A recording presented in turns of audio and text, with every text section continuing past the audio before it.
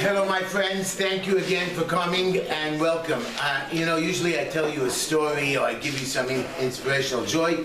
You're wonderful, and I want you to know it was not me who stole that car at 11 years old. Should have been me because they keep putting me in jail. It's a lot easier back then for you.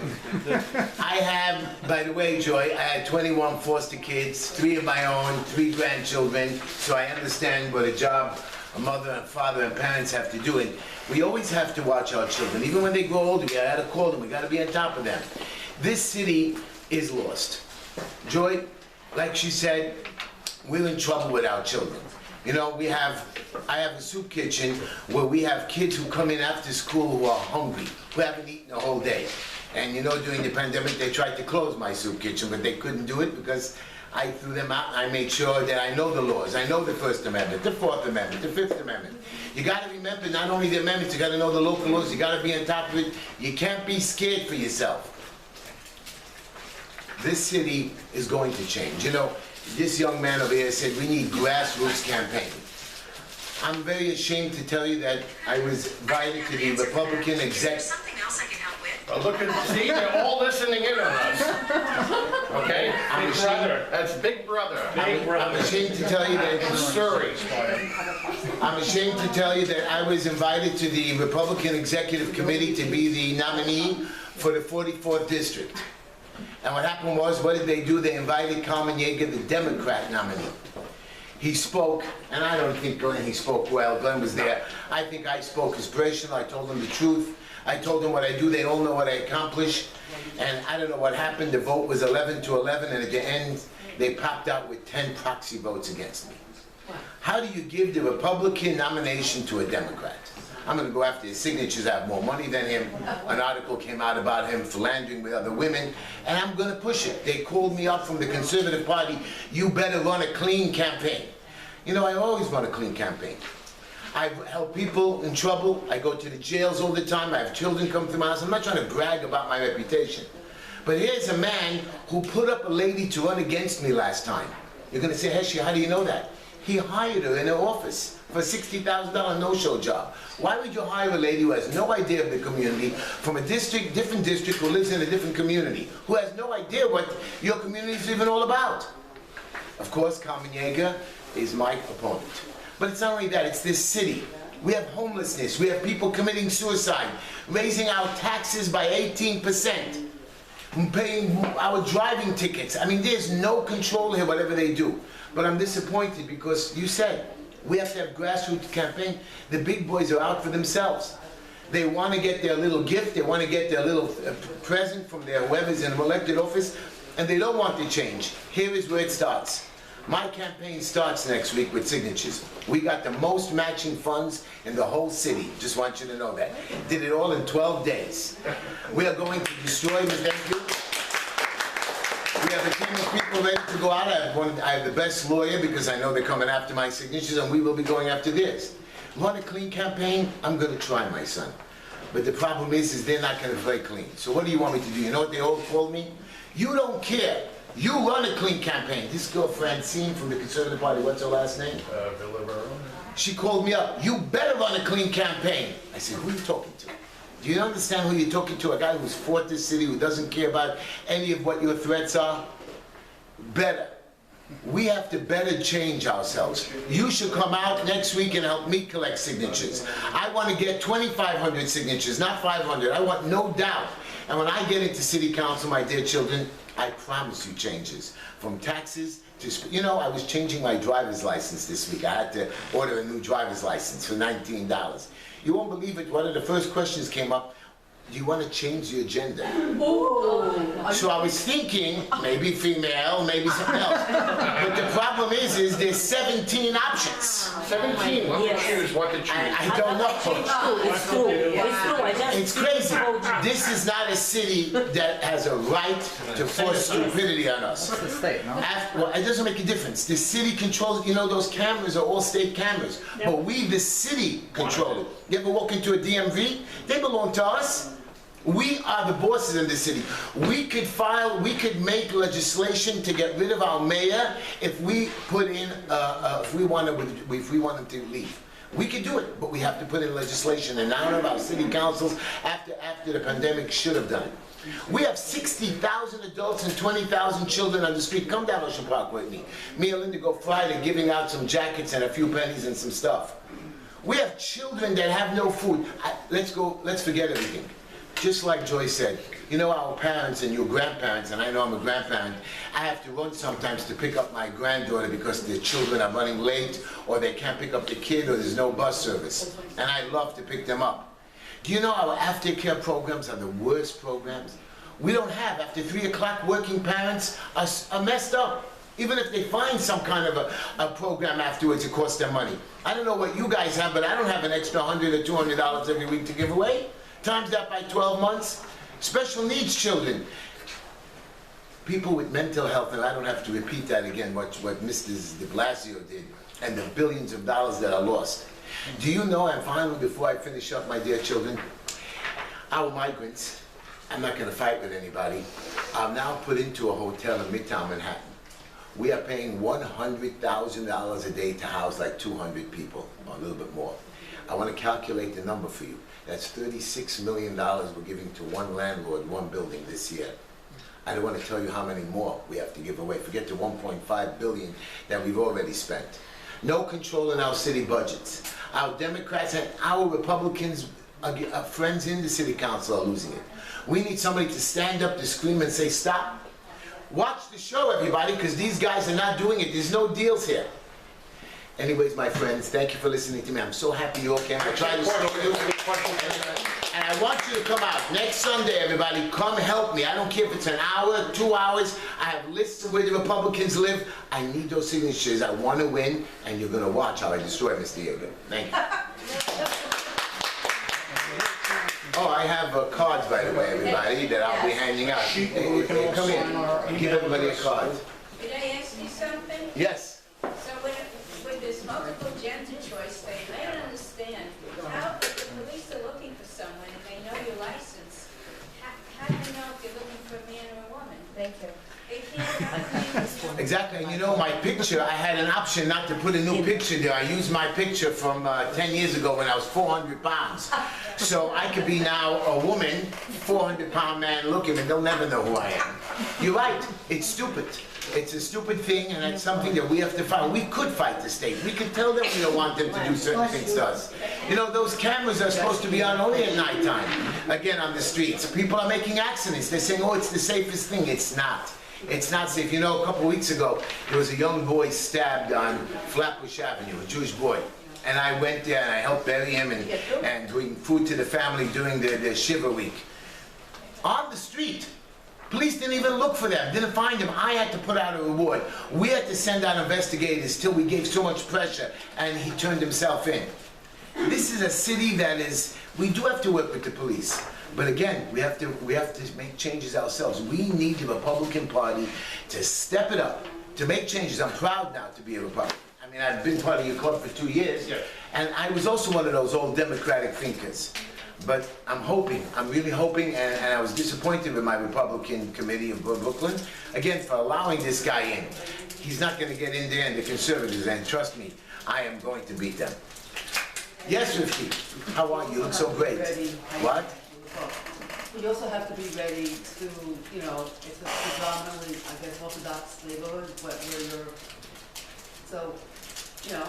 Well, we're ready here. Again, I'm not saying whatever, but. We always have to be on the lookout. We have to get signatures to tell them why. Right, so again, the Republicans, we Republicans have to get out to vote. We have to go door to door. We have to tell them, come out. I know if we knock on the doors and get the signatures and say, come vote, that we could win. The Republicans do think differently. Democrats are all focused, and I know, to vote whatever their leaders say. We think differently. We know we'll look on that ballot and think differently. We know all that, but we know what we're facing. I mean, look what we were trying with the other, what's his name? You know, this young man asked, but I want to say, this young man asked, what are you thinking about in 8 or 10 years from now? I am focused 8 or 10 years from now.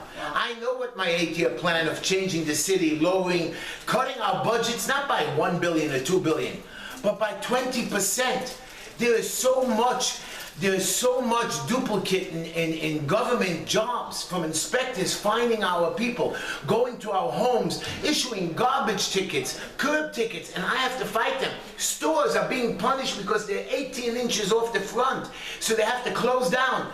That's why they're hurting. What is my plan for the next 8 years? I'm focused on city council. I'm not looking to be congressman or mayor or governor.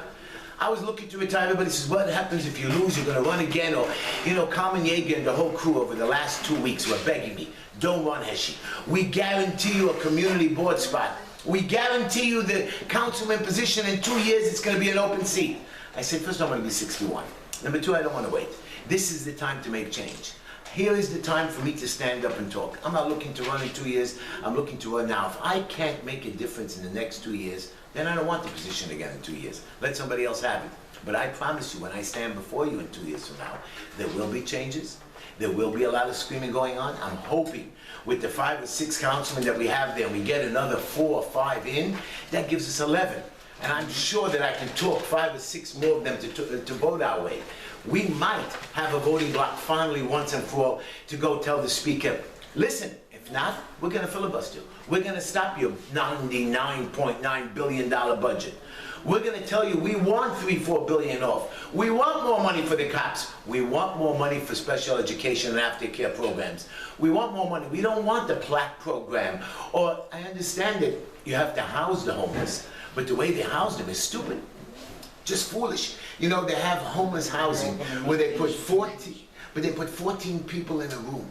They make them suffer. Of course they don't want to live there. Of course they want to live in boxes. What you should be doing with the homeless is, I have a young man here, an architect, who designed a building to have homeless 2 people in a room. Make it like a senior center with programs, same money, cheaper to run, and they come back. You know, my soup kitchen, we're not fancy. You guys are all welcome to come and you should try it. Piece of chicken, some soup, a side dish, some seltzer, a nice meal. They love coming. Why? Because we treat them with respect. We set a decent table, nothing fancy.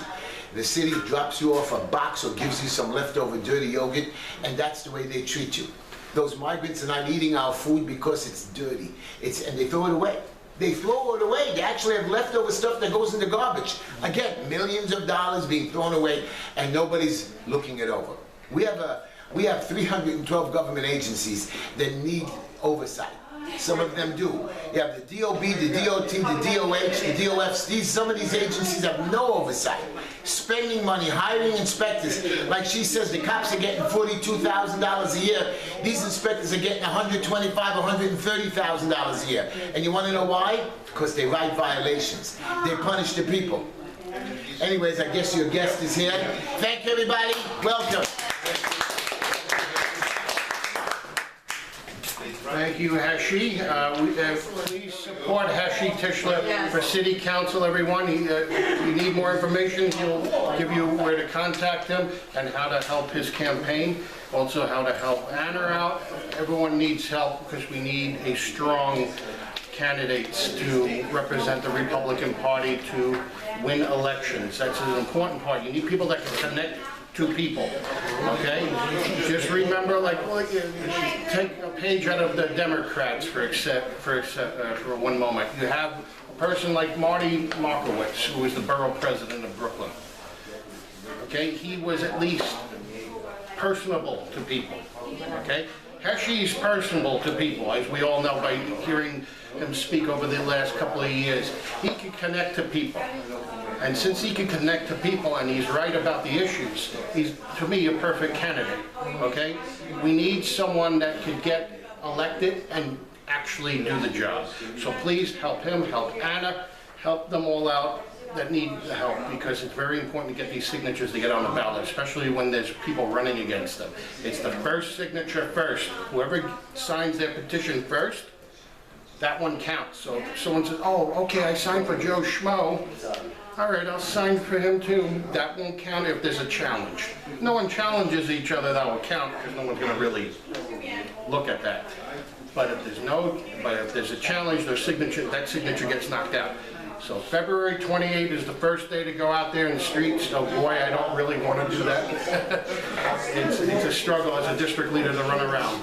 but we need all the help we can get. If we have a bunch of people doing it, it's done quickly and it's done where we do it painless, okay?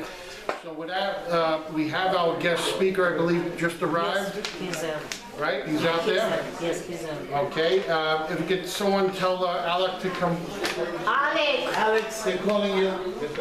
Okay, and ladies and gentlemen, newly elected Assemblyman Alec Brook-Krasny from the 46th Assembly District. We had 3 Assemblymen elected in this last go-around, which is the first time, I believe, since 1973. Nixon was president, that we had this much representation in Brooklyn. So hopefully we are going back to the future. We'll get to see Michael J. Fox on the way back. Watch out for that lightning strike on the old bell tower, if anyone gets my reference from the movie.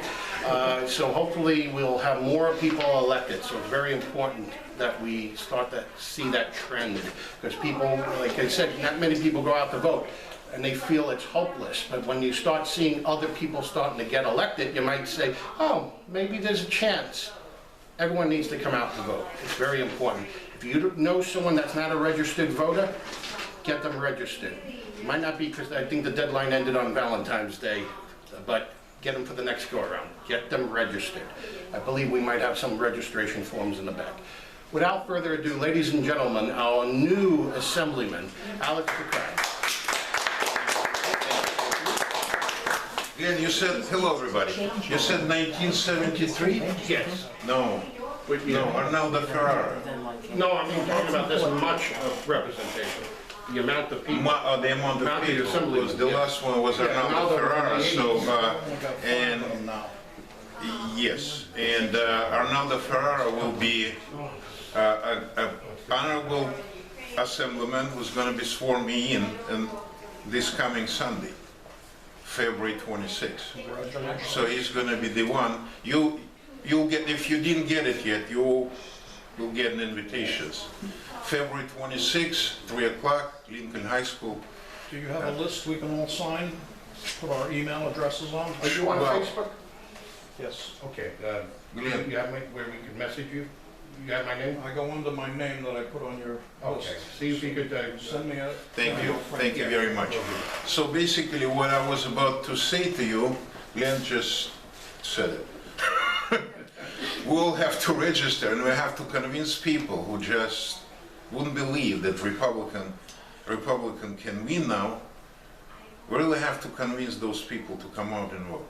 Because this is the reason that we have what we have now in a city and a state, and sometimes I'm trying to find a nice words from the dictionary for what we have now in Albany, in New York City, and it's hard to find the nice, polite words about it. Because when I'm sitting in the assembly the first day, and I'm the person who came from the Soviet Union 35 years ago. In fact, I ran away from some of those people.